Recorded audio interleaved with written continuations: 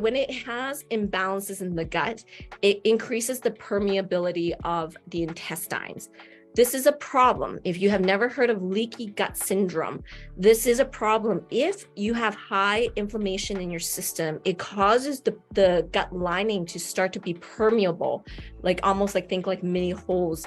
And if you have mini holes in your intestinal lining, then more things can get through, right? And when more things can get through, then like things, invaders that are not supposed to move into the bloodstream will move into the bloodstream. And if things are not supposed to move into the bloodstream, move into the bloodstream, then your body will respond with high inflammation response, send your white blood cells, send things, and suddenly it's not just stomach ache, but it's like, how did you were never allergic or intolerant to this food. Now you're intolerant to it because your body launches a massive attack on these molecules that has entered the bloodstream if it's permeated the intestinal wall. So leaky gut is a real thing. Yeah, Mary, you definitely, you know that. Yeah. And it's like, it's in degrees too. Like, it's not like, I mean, I'm not a doctor again, right? You see your doctor for full on like diagnosis. I'm just sharing things that I understand. And so, but you may not have to be super extreme to be, or you might have to go super extreme to be diagnosed leaky gut syndrome, but you could not be diagnosed leaky gut syndrome and have minor little mini holes in there that you don't even know because of the type of food you eat, because you don't understand inflammation. You don't understand how to control inflammation. And this causes massive inflammation in your system, right? So, yeah, like leaky gut is real. Does anybody here just listening struggle with leaky gut? Does anyone know? Probably not a lot of people know unless you've been diagnosed. Yeah, leaky gut is a diagnosis. So I'm not a doctor, like I said, but like, does anyone struggle with that at all? I'm just curious. If not, that's totally okay. So let's talk a little bit about, from that perspective, how does this affect your brain? Yeah, diagnosed with a naturopath. Exactly. Yeah. So like, I understand a huge amount that I can tell you that lots happening into your body, but obviously the naturopaths and doctors are the full ones who can prescribe things and stuff like that, right? So so this is really to help you understand. And then obviously I can help you approach it from a nutritional standpoint, because everything comes back to lifestyle and nutrition as well. Now, how does it affect your brain? So really, let's talk a little bit about this. So if you, think about like the leaky gut syndrome and the permeability of your lining, if you are dealing with inflammation, a lot of these inflammatory markers called inflammatory cytokines or cytokines, they get released into your bloodstream from your gut. So if your gut is inflamed, it gets released through. And when it gets released through, it travels in your bloodstream, and some of these inflammatory markers will actually hit up into your brain, because I mentioned the gut-brain axis is really strong. So this is a problem. Now, if it goes to your brain, it can cross the blood-brain barrier. And these inflammatory markers will actually hit into what's called your microglia, which are immune defense cells in the brain. It helps repair brain cells and all of that. But if these inflammatory markers hit up into your brain from your gut, because you don't know how to eat, or you don't understand what are inflammatory markers, which I speak a lot about, it's going to cause constant inflammation in your brain. So this can affect you in many different ways. So somebody mentioned anxiety. It's connected. Studies have been shown that it is connected to depression. It can be connected to brain fog, to brain lethargy, like just tiredness or just not being able to think as clearly. And I'm sure more studies have been done on this, but I also believe that long-term chronic inflammation of your brain leads to things like dementia and things like that. So a lot of the food you eat that has high inflammation in your system is not just about physical, like your belly wanting to go down, all of that, but it's like your overall wellness, like your long-term wellness of whether your brain is going to function well or not, right? So and so you have to remember, when you're learning about food and nutrition and inflammation markers, this is for everything in your body. Everything is connected to this, okay? So who here struggles with brain fog, or depression or anxiety, put it below. Brain fog, depression or anxiety, put it below, because this could tell you something about inflammation in your system. Again, I said this in my post yesterday, but everything is complex and there's not always like a one answer, but it could be a big cause or cause and effect, or it could be a contributing factor, right? So it's like just recognizing, do you struggle with mental fatigue? Are you tired a lot? Are you brain fog, depression, anxiety? You can put that below. India, anxiety, all three, brain fog and anxiety, right? So all of you who are speaking right now, you recognize like mentally, you sometimes just do not feel as good, and you may never have connected that with your gut, but maybe this is all coming through from your gut, right? So here is, yeah, Anita, you're always tired. Yes, we need to talk. I already know a lot of what you, because I know you well, so I know what's happening in your food. So some more scenarios to consider. So in the study, they found that people who had like gastrointestinal issues like IBS and all of that, over 60% of those who have gastrointestinal issues have anxiety disorders. So they found that connection was very strong. So let's talk a little bit about stress. So stress and how stress affects your gut. So SIBO is a term for inappropriate bacterial growth in your small intestines. So SIBO is kind of overgrowth of bad bacteria. You want good bacteria, but overgrowth of bad bacteria. When you have SIBO, again, I'm not a doctor and you have to be diagnosed with these types of things, but it would impact your digestion for protein, carbs, and fat, and vitamin Bs and absorption. So if you have poor small intestinal absorption, then you're going to be often really tired, really fatigued, and you just you just feel lethargic all the time.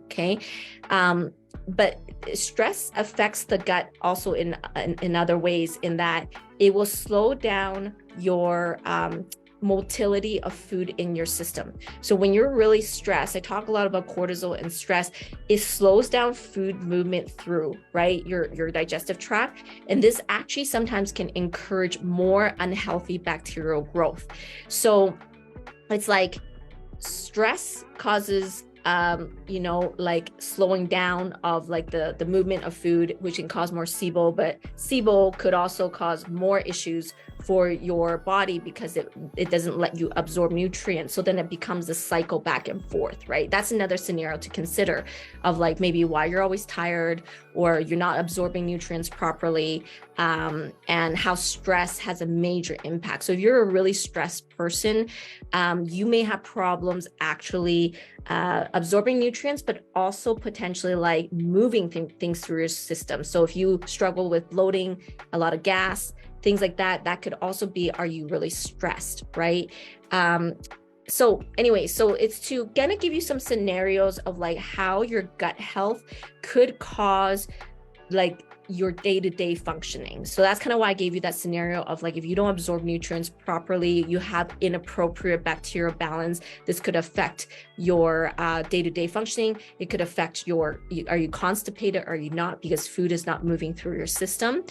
So here's another thing, is stress can also affect the quantity and quality of bacteria in your gut. So they did a lot of studies around the types of bacteria in your system, and they found that lactobacillus and bifidobacteria, those two really significantly decreased in people who are very, very stressed. And it was decreased not only up to the stressful event, but days after as well. So it really showed that those bacteria get really affected when you're stressed, when you don't sleep, or when things kind of come up and you're always cortisol's high. If the lactobacillus and bifidobacteria is off, this causes a lot of problems.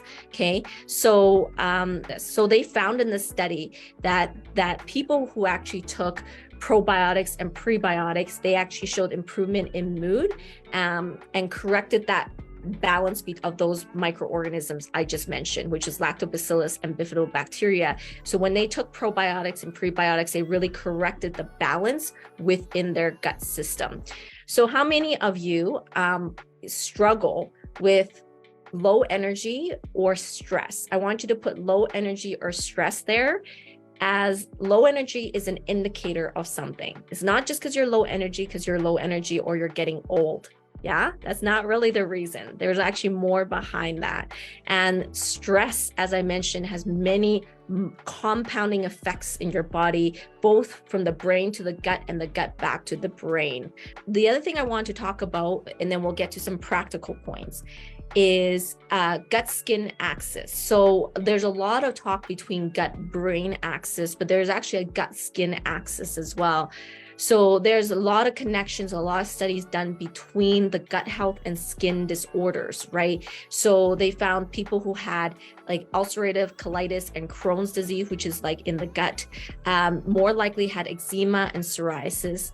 People who have celiac disease often have dermatitis and increased frequency of like mouth lesions and things like that. So there's a big correlation between your gut health and how healthy your skin is. If you have skin conditions, it is often, sometimes it could be like a surface thing, but more often than not, a lot of times it's reflecting what's happening internally in your system, right? They also found that people who had SIBO, which I mentioned, the overgrowth of bad bacteria, they experience more rosacea, that common skin condition. So changes in your gut flora can affect your skin. So one of the things you want to kind of understand here is altered gut flora actually produces a substance called a substance P. Now, substance P is a neuropeptide produced in the skin and the gut. What is substance P? Substance P actually is a neuropeptide, but it triggers the histamine release, which causes inflammation in the skin. And in terms of like the balance of your gut flora, if it's off balance, that's where you will produce a lot more of these like substance P. So again, they found that when people took probiotics and things like that, that corrected the balance of the bacterial organisms. A lot of them release less substance P, and it kind of fixed a lot of skin conditions, right? And then again with the bifidobacteria, that specific one, actually, they found that if you have lower levels of this particular bacteria, you are more likely to be constipated or struggle with acne. So that I think it just goes back to show you that like if you are off balance in these bacterial equilibrium inside your gut, and you have skin conditions, or you have dermatitis or whatever, acne or things like that, that shows you something is off in the balance of your gut. Okay, and this is definitely affected by lifestyle habits, your eating habits, and stress. So I'm kind of curious how many of you here actually struggle with a skin condition. Put skin condition below. How many of you struggle with skin condition? I know a few of you do. So let's talk a little bit about practical perspectives and sort of things that we want to be like watching for and doing. And even though some of these are pretty logical, it's really good reminders, and remembering that there's a lot more complexity under every single point that I will give you. I will give you 7 points to think about, but it is some of it you need to go a lot deeper in a course. Sometimes you cannot just like go on the surface level, but I'm going to give you some things to think about. Okay,